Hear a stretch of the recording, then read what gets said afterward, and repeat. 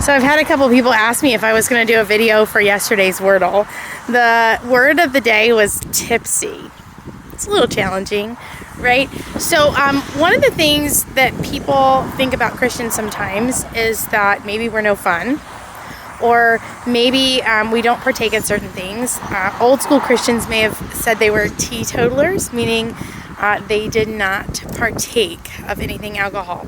Now, I think we can say that alcohol is well represented in the scriptures, right? So one of my favorite stories, for lots of reasons, comes from John.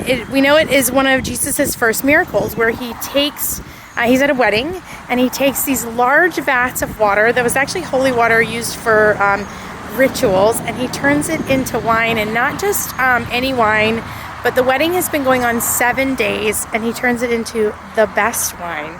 And folks notice. Usually the host would serve the best wine first, for obvious reasons.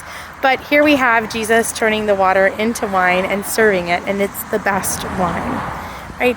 Wine in Scripture is known for bringing joy, for being a sign of God's goodness and provision. And it's actually part of the Passover meal, which becomes part of what we say is the Lord's Supper. And some traditions actually use wine in the Lord's Supper. So this is what I would say about the word tipsy, okay? Wine is made to be a sign of God's goodness and joy.